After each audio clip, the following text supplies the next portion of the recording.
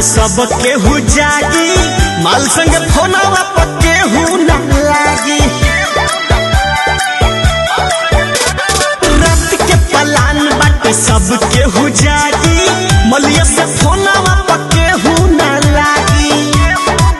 सभे सुन तो बताई क्लियर रे, सभे सुन तो बताई क्लियर रे।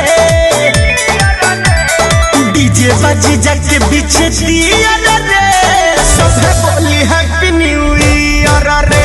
जे दारू न पिएला पी बियर रे, सभे बोली हैप्पी न्यू ईयर रे, सभे बोली हैप्पी न्यू ईयर रे। दीबा में दीबा अभी कहा, दीबा में दीबा, दीबा में बियर, हमरा ओर से सभे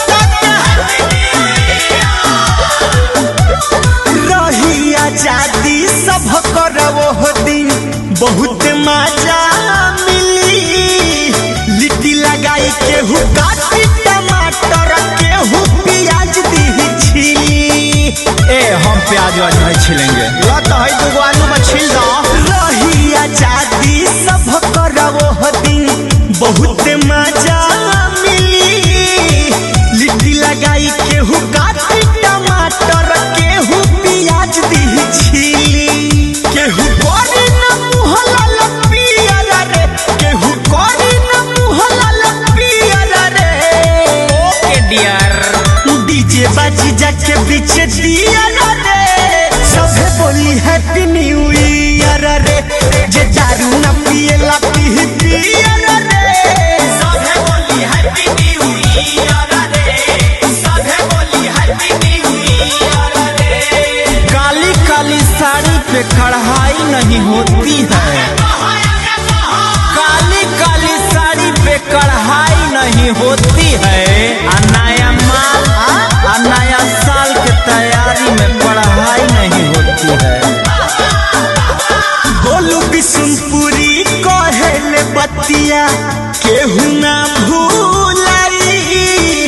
केक कटाई और सेल्फी खिंचाई, फेसबुक पर डालाई। सब केहू डाली और रवि जी और शक्ति सोना का टैग कर दी। बोलू बिशुनपुरी कहेले बतिया, केहू ना भूलाई। केक कटाई और सेल्फी खिंचाई, फेसबुक पर डालाई। रही सब कर मनवा हरियर रे, रही सब कर मनवा हरियर रे।